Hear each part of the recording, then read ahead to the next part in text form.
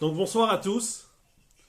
Nous sommes Parashat Behar Bechukotai. Donc la paracha de Bechukotai est une des parachiotes qui nous promet des bienfaits matériels dans le cas où on suit les chemins de Dieu, et également le contraire lo alenu si on se détourne du droit chemin. Donc il est évident que la paracha de Bechukotai, on allait essayer de se pencher sur cette question, la question qui concerne la récompense qu'il y a dans ce monde-ci. Car on va voir que ce n'est pas si évident que ça.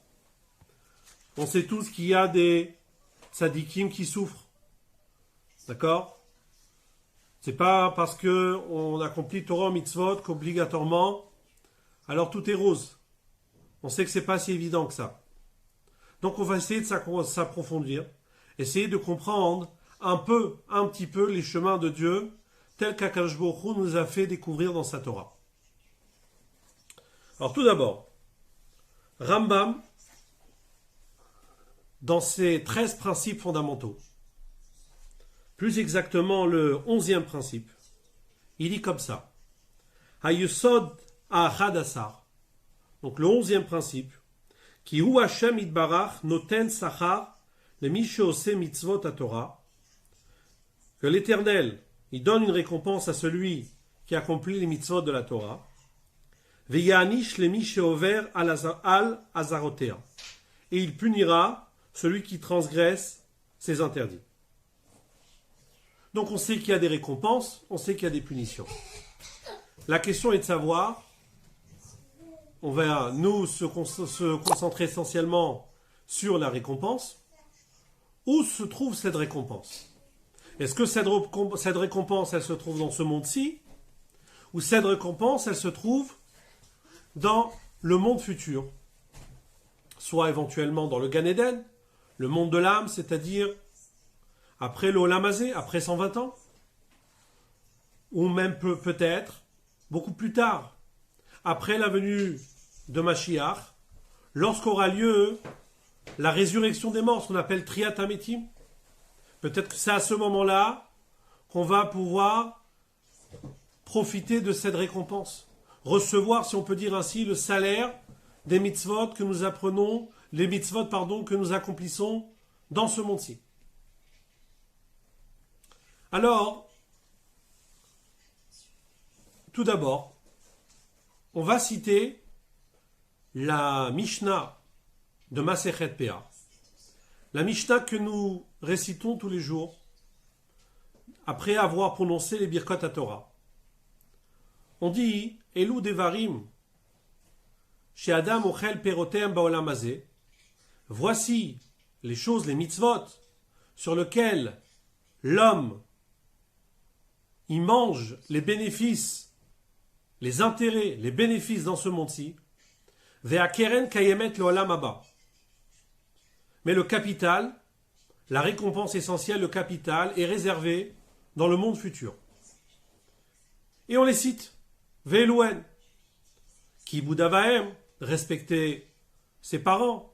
Ugminut chasadim, faire des actions de bienfaisance.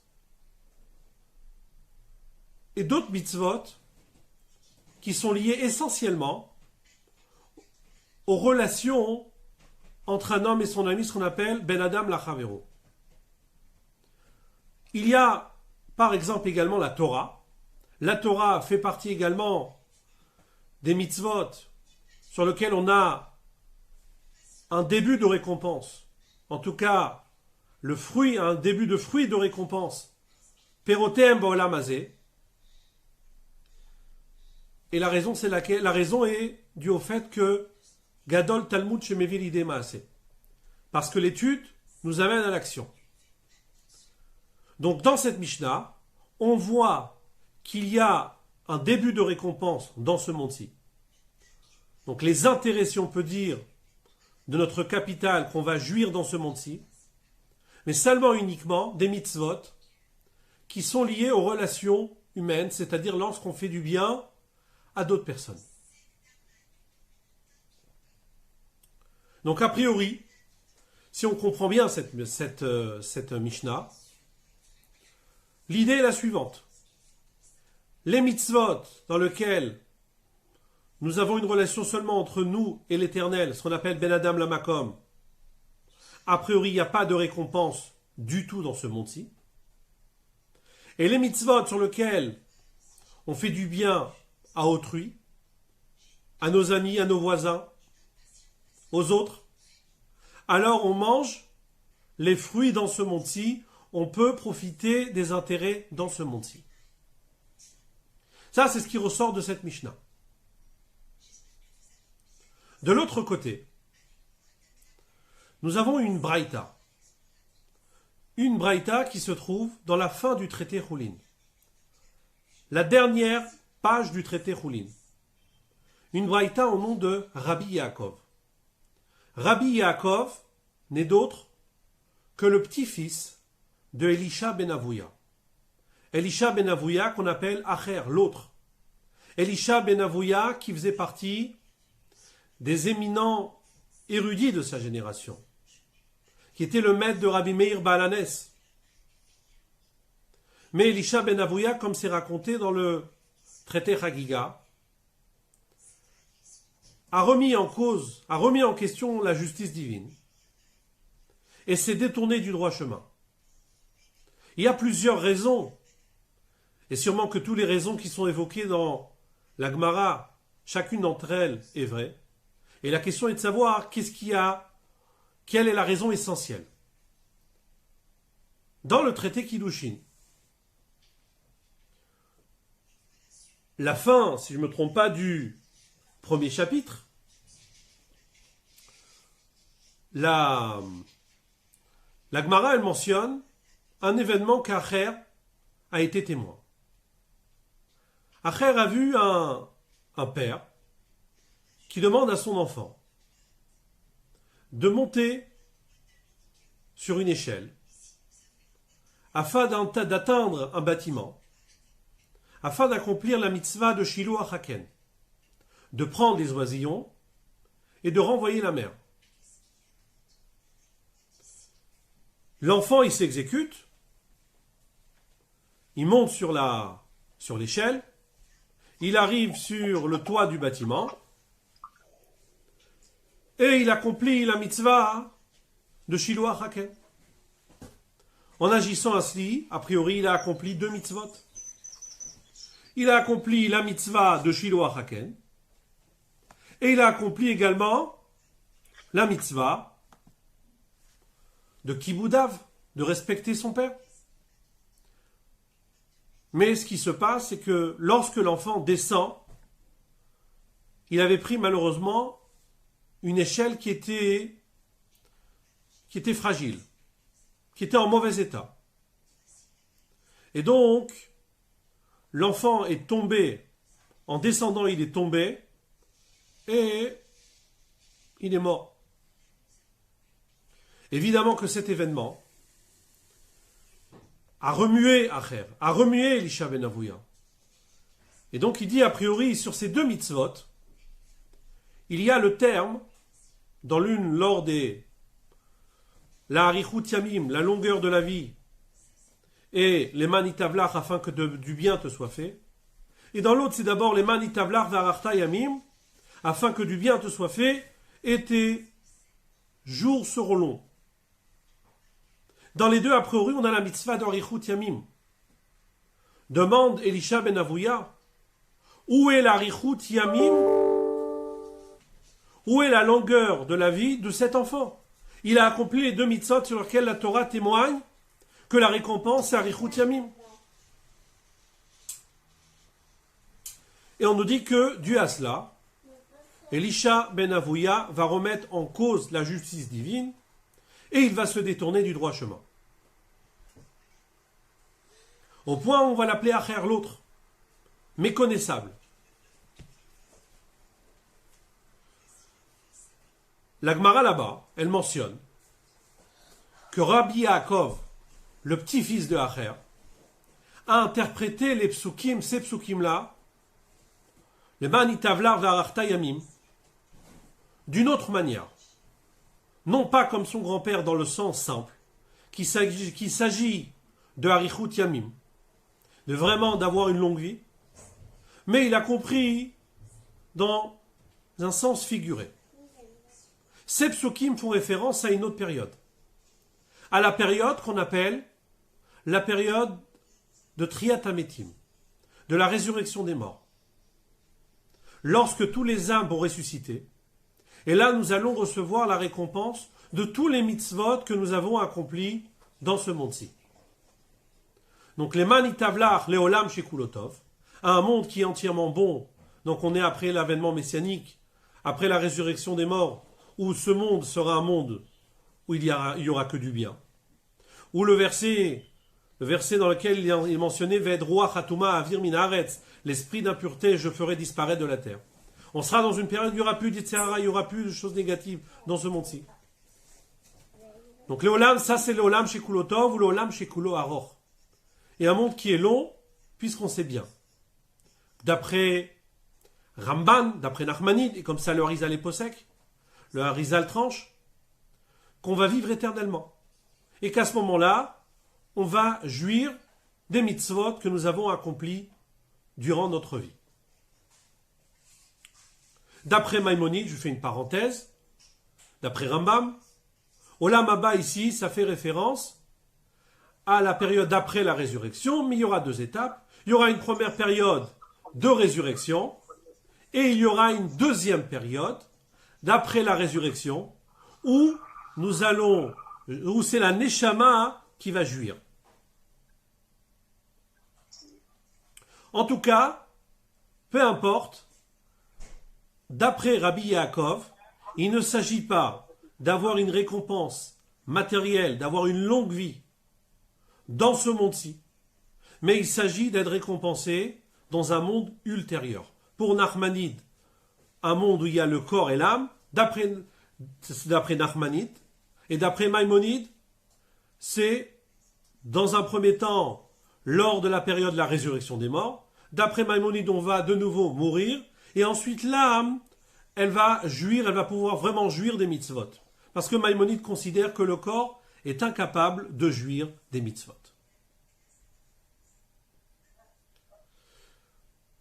Par le fait que le corps est matériel, et il s'agit ici de récompense spirituelle. Rav Yosef intervient sur place dans le traité Kiddushin et dit que si son grand-père, le grand-père de Rabbi Yaakov, Elisha ben Avouya, avait interprété le verset tel que son petit-fils l'a interprété, alors il n'en serait pas venu à fauter. On aurait évité cet épisode qu'un des grands Tanaïm se détourne du droit chemin.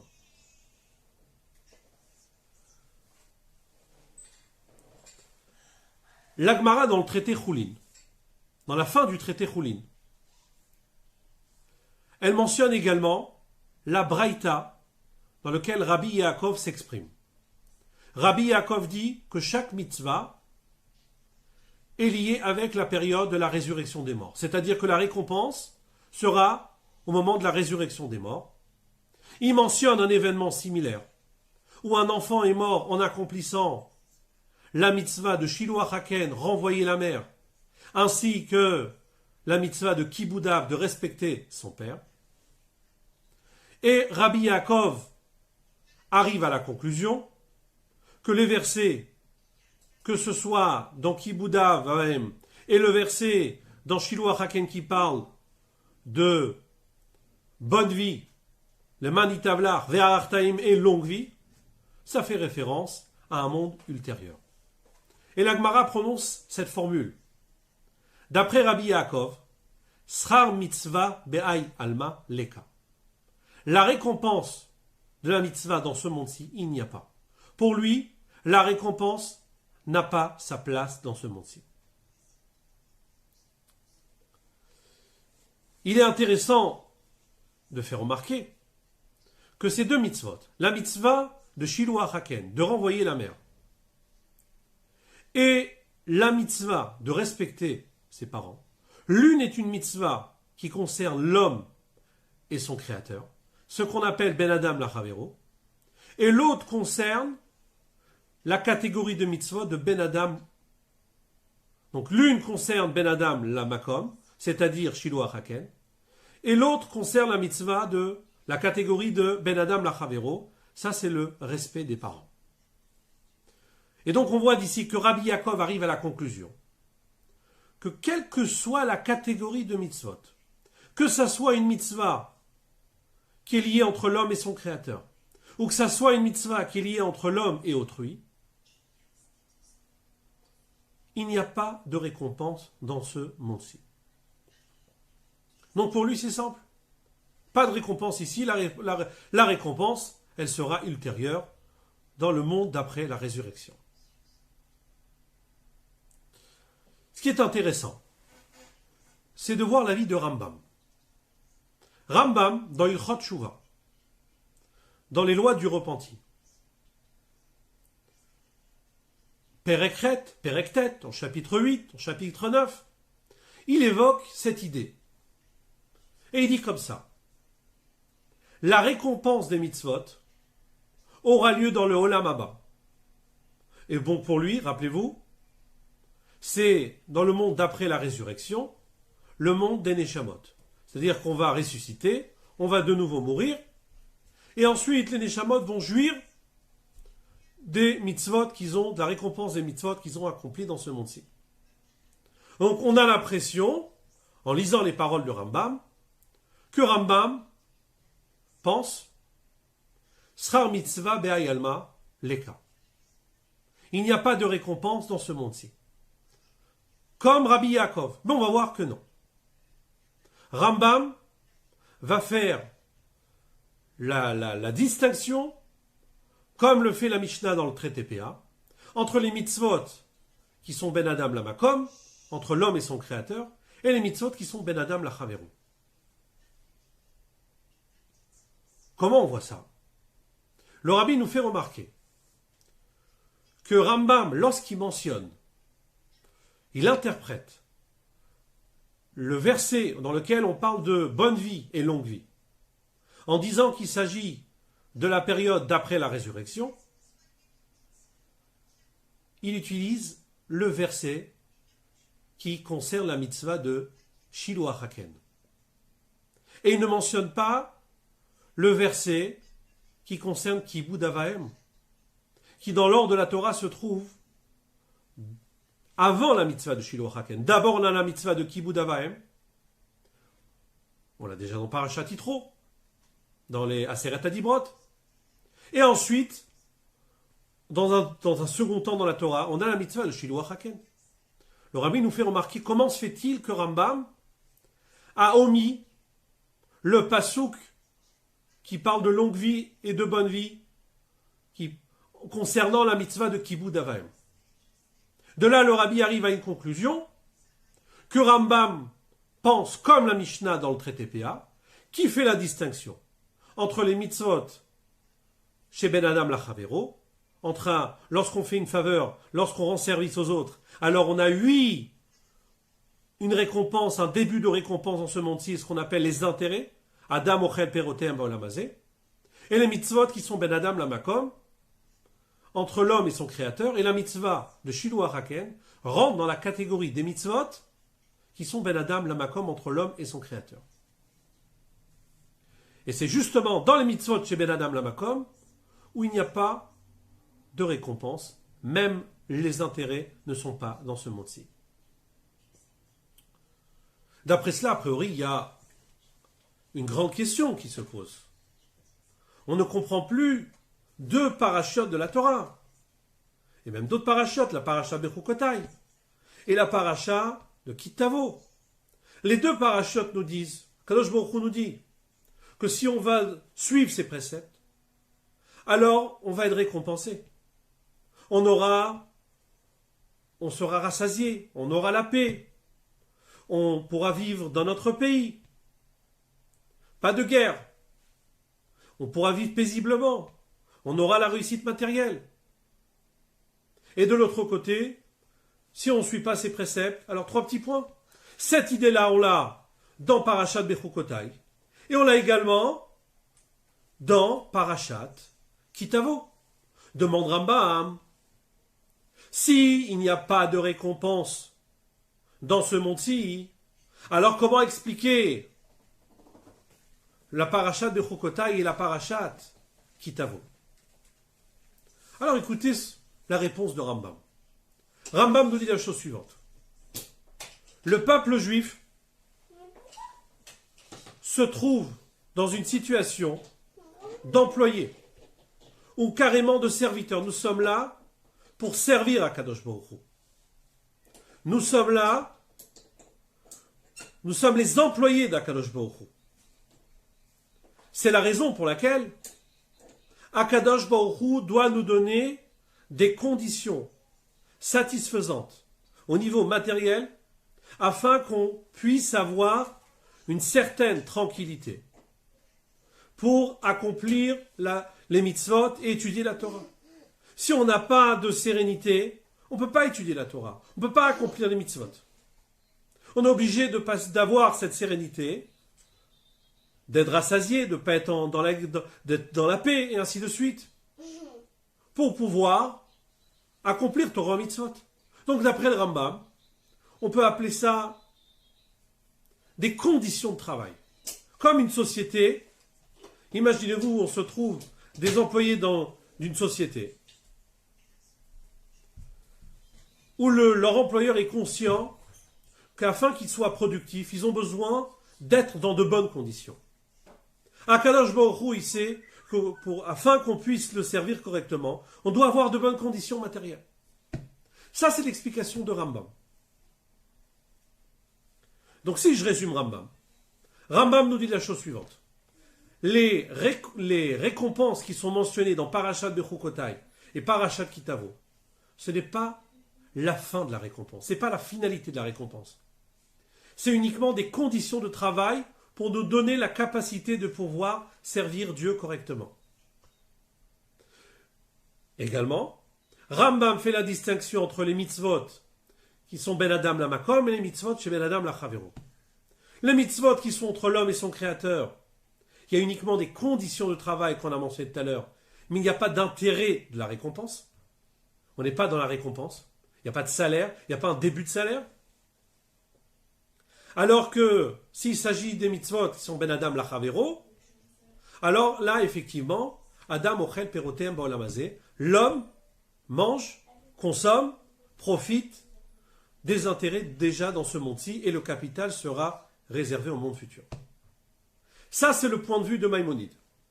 Ce point de vue de Maïmonide, de Rambam, c'est également le point de vue du Admour Azaken, dans Egeret HaKodesh, Siman Gimel. Alors, juste pour donner un peu une idée, comment se fait-il qu'il ne peut pas avoir de récompense dans ce monde-ci pour les mitzvot qu'on accomplit? La réponse est la suivante. Vous savez que lorsqu'on accomplit une mitzvah, on est en train de s'attacher à notre Créateur. L'homme, qui est limité, s'attache avec l'illimité. Ce n'est pas uniquement une bonne action qu'on a fait. On s'est attaché avec Dieu.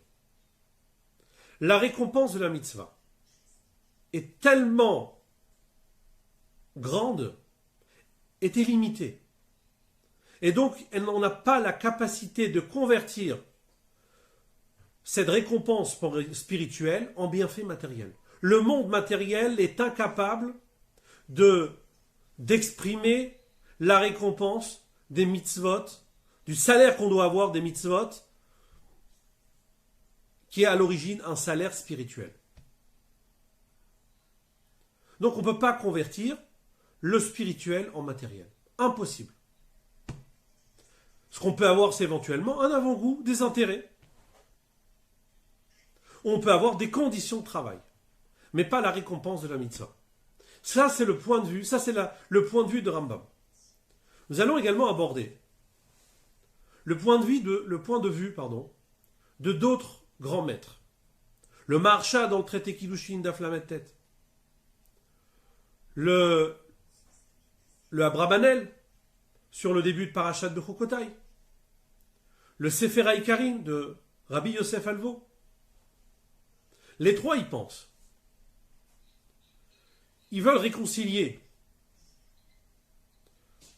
d'un côté les psukim qui nous parlent les psukim de Parashat Bechukotai, avec le fait qu'a priori il n'y a pas de récompense dans ce monde-ci. Et ils disent la chose suivante. Il faut faire la distinction entre le travail personnel de chaque homme, le service de Dieu de chacun d'entre nous, et la situation générale du Ham Israël. Les parashiot, Bechukota et Kitavo, lorsqu'ils parlent de bénédiction, de bienfaits matériels, ils font référence à la situation globale du Ham Israël. Lorsque la situation globale du Ham Israël est que le Ham Israël dans sa globalité observe les commandements de Dieu, alors s'accomplit la récompense, les récompenses qui sont mentionnées dans Parashat Bechukota et Parashat Kitavo. Par contre, la récompense personnelle du service de Dieu que chacun d'entre nous fait quotidiennement, ça, on peut dire qu'il n'y a pas de récompense dans ce monde-ci. Donc ça, c'est le point de vue du Marsha, de la Brabanel, et du Bala Ikarim, Rabbi Yosef Albo. Mais on voit bien que Rambam ne mentionne pas cette différence, ne fait pas la distinction entre un particulier, la récompense d'un particulier, et la récompense du Ham Israël de sa situation, dans sa globalité. On va retenir essentiellement l'explication du Rambam, puisque le Rambam l'a ramené dans un sefer de Halacha, dans le Mishneh Torah qui est un sefer de Halacha. Et de plus, puisque l'Admour Hazaken suit l'avis du Rambam. Donc premier argument, c'est un livre de Halacha. Les autres, c'est des commentateurs. C'est pas la même chose lorsqu'on écrit un livre en tant que commentaire, en tant que commentateur, ou lorsqu'on écrit un livre de Halacha. Donc premier argument, le Rambam a écrit ça dans un livre de Halacha. Et deuxièmement, l'Admour Hazaken tranche comme les paroles du Rambam.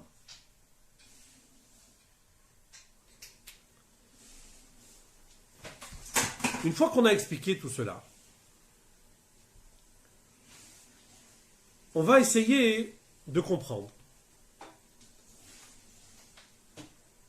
Comment se fait-il que Rambam pense qu'il y a, et la Mishnah également dans Masechet Péa, considère qu'on a une récompense dans ce monde-ci, un début de récompense sur les mitzvot qui sont liés entre l'homme et son ami, Ben Adam la Chavero. A priori, l'histoire de Acher prouve le contraire. L'histoire qui également, a priori, son petit-fils aurait été témoin. A priori, ce sont deux histoires distinctes. Prouve le contraire d'un enfant qui a accompli deux mitzvot, une mitzvah chez Ben Adam la Makom, et une mitzvah qui est Ben Adam la Chavero. La mitzvah de Shiloh Haken, renvoyer la mer, prendre des oisillons, Ben Adam la Makom, et la mitzvah de Kiboudav, Ben Adam la Chavero. Et malgré tout, l'enfant est mort. Où est la récompense?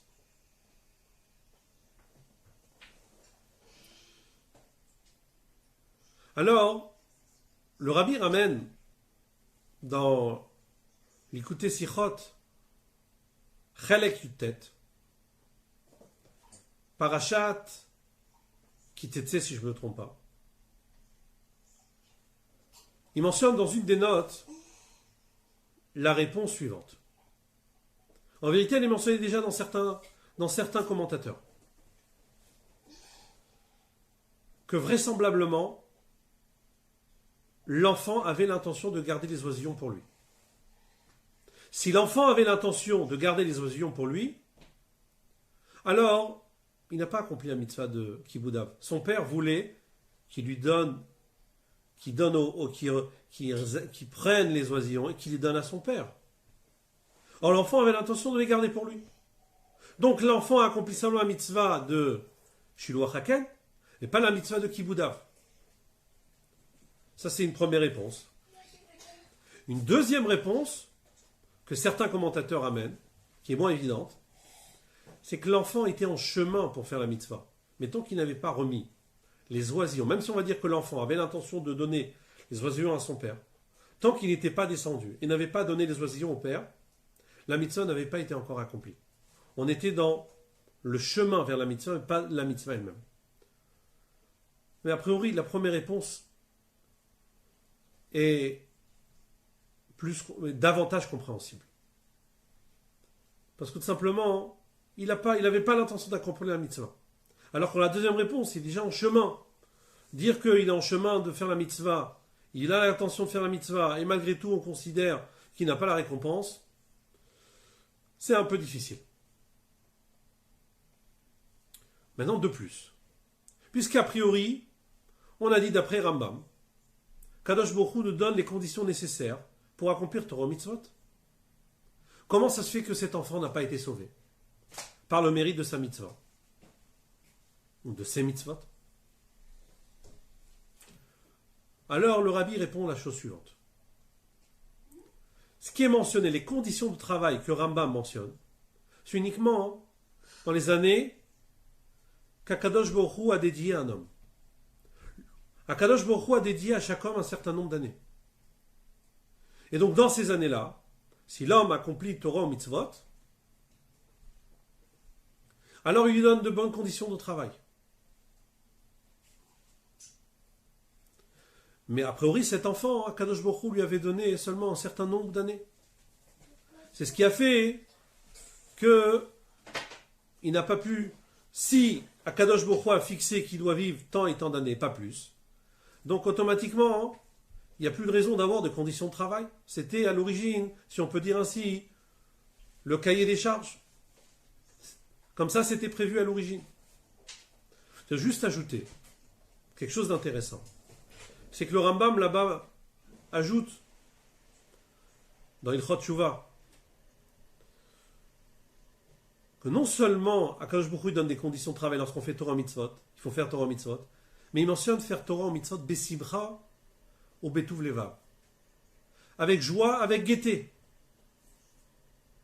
Et le Rabbi il fait un diouk en disant que si on fait Torah Mitzvot sans joie, on a quand même des conditions de travail.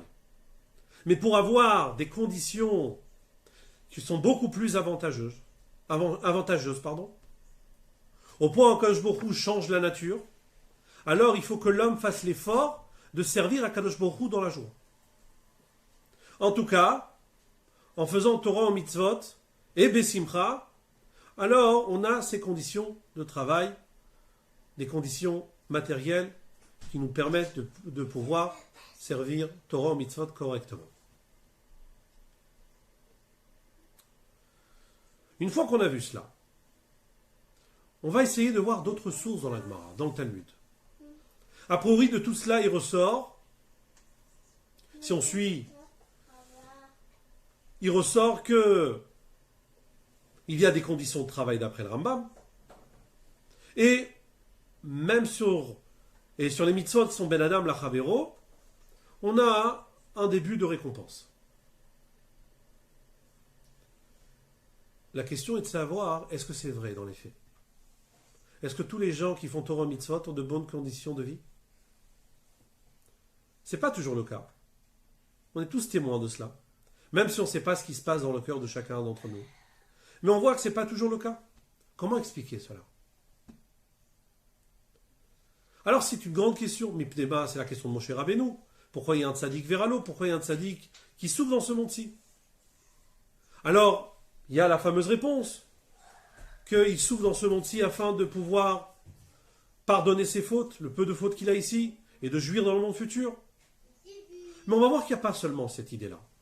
C'est plus profond que cela. Pour cela, on va apprendre plusieurs sources dans la Gemara. On va commencer par une source dans le traité Nida, page 16b, Daf Tetzain Amud Bet. La Gemara nous dit la chose suivante.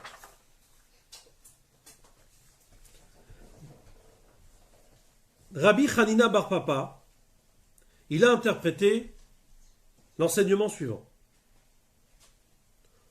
Il dit comme ça. Oto malach hamemune ala herayon.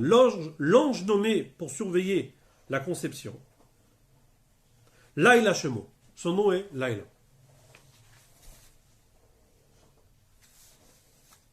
Venotel Tipa. Cet ange prend la goutte de semence, à partir de laquelle un enfant sera conçu. Uma abida lifne akadosh baruchu. Et la présente devant le Saint béni soit-il. Vormer lefanav. Et il dit devant lui. Ribono shel olam, maître du monde, maître de l'univers. Tipazo mate alea. Cette goutte. Quelle est sa destinée? Gibor ou Khalash. Cet individu sera puissant ou faible? Chacham ou Tipesh, intelligent ou stupide? Et en ce qui nous concerne, Ashiroani, riche ou pauvre? De cette Gemara on voit qu'une personne avant de naître, Akadosh Baruch Hu fixe s'il sera riche ou pauvre, s'il sera fort ou faible. Donc a priori, les choses sont déjà fixées. Donc on voit qu'a priori, on a une prédestinée. On va appeler ça Mazal. On a un Mazal qui nous accompagne durant toute notre vie. C'est ce qui ressort de cette Gemara dans le traité Nida. Pour renforcer cela, on va ramener une autre Gemara dans le traité Moed Katan. La Gemara dans Masechet Moed Katan, Daf Chafret Amud Aleph, page 28a. Elle nous dit comme ça. Amar Rava. Rava nous enseigne, nous dit Chaye la vie, Bané les enfants, ou Mezoné et la Parnassa, Lobisruta Talia Milta. Ça ne dépend pas de notre mérite. Ela Bemazala Talia Milta. Mais ceci dépend de notre mazal. Qu'est-ce qu'on voit ici? Qu'a priori, les choses sont fixées.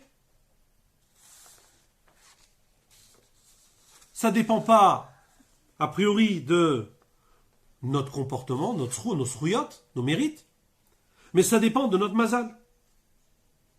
Alors il est important de dire deux choses. D'abord, dans le traité Shabbat, Daf Kuf Nun Vav, page 156. La Gemara nous dit là-bas, En Mazal Israël. Ça va, tout va bien? En Mazal Israël. Il n'y a pas de Mazal dans le Ham Israël. Alors, il y a là-bas une discussion entre les Amoraïm, à savoir, d'un côté on voit qu'on a eu un Mazal, de l'autre côté on voit que le Ham Israël n'a pas de Mazal. Alors, là-bas il y a des Amoraïm qui discutent, est-ce qu'on peut améliorer notre Mazal par notre bon comportement et par notre fila? Et il s'avère que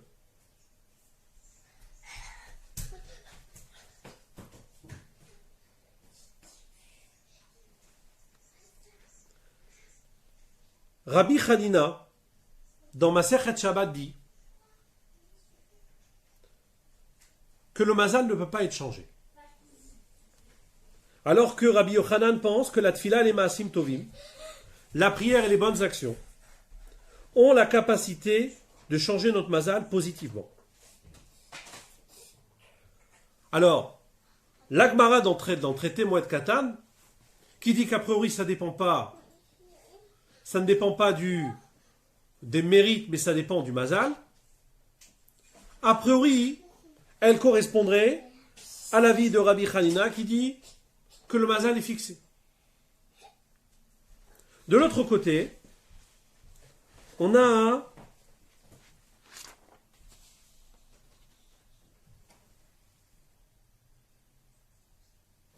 Tosfot. Tosfot dans le traité Moed Katan nous dit, voilà, on voit dans le traité Shabbat, c'est marqué, il n'y a pas de mazal, en mazal Israël, alors qu'ici on dit que tout dépend du mazal. Dans le traité Shabbat, on dit en mazal Israël, et ici on dit que tout dépend du mazal. Répond Tosfot, L'ifami mishtane à l'aider mazal. Des fois, les choses peuvent changer. Pour être plus clair, je vais vous ramener un autre commentateur qui se trouve Tosfot,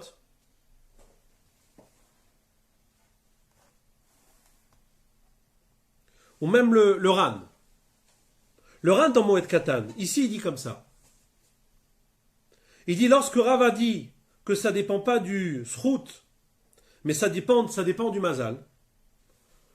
Rava veut dire la chose suivante. Ça ne dépend pas uniquement du srout, mais également du mazal. Donc ça veut dire que ça dépend qu'il y a plusieurs causes. C'est un cocktail de raisons. Le mazal joue un rôle et le mérite joue un rôle. D'ailleurs, nous avons une Mishnah. Une Mishnah dans Masechet Kiddushin Perek Dalet. La Mishnah elle dit comme ça. Rabbi Meir dit Leolam yelamed adam et beno omanut nekiya. Un homme doit apprendre à son fils un métier propre qui lui permettra de subsister à ses besoins. Mais malgré tout, veit palel lemi she'aosher vanechasim shelo. Il devra prier à l'Éternel, à qui la richesse et les biens appartiennent. Pourquoi? Il n'y a pas de métier où il n'y a pas il n'y a pas de pauvreté riche. Dans un métier, certains sont riches, d'autres sont pauvres. C'est la raison pour laquelle il faut prier. Et la Mishnah elle termine en disant parce que la pauvreté et la richesse ne viennent pas du travail en lui-même, et la colle les fils routeaux. Mais tout dépend du zrout. Alors Tosfot sur place dans le traité Kiddushin, lui il interprète zrouto dans le sens de mazal, ça dépend du mazal. D'autres expliquent que c'est vraiment, ça dépend de son zérout. Ce qui ressort de tout ça, de toutes les sources qu'on a mentionnées. Vous savez que c'est pas un inyan, c'est pas un objectif d'essayer de chercher le mazal. Maintenant, bien sûr que le mazal a un effet. Mais le mazal, il nous dépasse. On n'a pas de maîtrise sur le mazal. La seule chose sur laquelle on a, oui, une maîtrise, puisqu'on voit qu'il y a 3 éléments. Il y a le srout, bien sûr, le comportement de l'homme, ce qui a été mentionné jusqu'à présent, surtout dans la première partie du cours. Il y a la tfila, comme ça figure dans le traité Kiddushin, Veit palel lemi she'aosher vanechasim shelo. Et il y a le mazal qu'on a pu voir dans plusieurs endroits. Donc finalement, on voit que ça dépend de ces 3 éléments. Maintenant, des fois, à travers la tfila et le srout, on peut changer le mazal. Des fois, on n'arrive pas. Maintenant, il est évident que de manière générale, la doctrine est la suivante. Qu'une personne, lorsqu'il a des difficultés matérielles, alors toujours on lui demande de se renforcer dans Torah Mitzvot. Parce que même si c'est pour une raison ou pour une autre, il souffre dans ce monde-ci. En accomplissant Torah Mitzvot, il augmente sa capacité d'améliorer sa situation matérielle. Donc, ce qu'un juif doit retenir, c'est pas d'essayer de réfléchir toute sa vie au mazal. Le mazal, ça le dépasse. Lui, il doit améliorer son comportement. Et s'il faut, il faut prier. Parce que par la prière, par la tfila, elle fait en sorte... Il y a une différence entre... Là, je vais vous expliquer, c'est quoi la différence entre les maasim et la tfila. Quand on parle de mérite, le mérite en vérité, c'est l'action de l'homme. L'action de l'homme, son rôle, c'est quoi? Kadosh Baruch Hu, il donne à chacun, il a donné à Rosh Hashanah, il a fixé ce que chacun d'entre nous doit recevoir. Maintenant, il ne faut pas que notre comportement fasse en sorte à ce que ça empêche ces brachot de descendre sur terre. Donc lorsqu'on a de bons maasim, des maasim tovim, alors on fait en sorte à ce que les canaux soient fluides et qu'on puisse recevoir ce qui a été fixé à Rosh Hashanah et Kippour. Parce que tout simplement des fois, c'est dû au fait qu'on s'est mal comporté, qu'on a empêché à ce que ce shefa de bracha, cette bracha qui a été fixée par Akadosh Baruch Hu, se concrétise matériellement. Ça concerne les maasim. Maintenant, en ce qui concerne la tfila, la force de la tfila, c'est de pouvoir créer quelque chose qui n'avait pas été prévu. Quelque chose qu'on n'est pas censé avoir. C'est quoi la plus grande preuve? La plus grande preuve, c'est l'histoire avec Hiskiyahu Amelech. Hiskiyahu Amelech, que la Gemara raconte dans le traité Brachot, Kadosh Baruch Hu lui envoie le prophète qui lui dit Tsav les betecha, ordonne à ta maison, qui machar à ta mette, demain tu mourras. Kadosh Baruch Hu lui reproche qu'il ne s'est pas marié auparavant. Lui, il avait ses raisons, parce qu'il avait vu qu'il allait avoir des Réchaïm, il préférait ne pas se marier pour ne pas avoir de Réchaïm. Mais Akadosh Baruch Hu lui dit, c'est pas ton problème. Ce qui va se passer, c'est pas ton problème. Toi, tu dois accomplir ta mitzvah. Le reste, c'est pas ton problème. Et dans un premier temps, il y a une xéra, il doit mourir. Et là, Hiskiyahu Amelech, il dit au prophète Ben Amot, c'est Ben Amot, sors Ben Amot.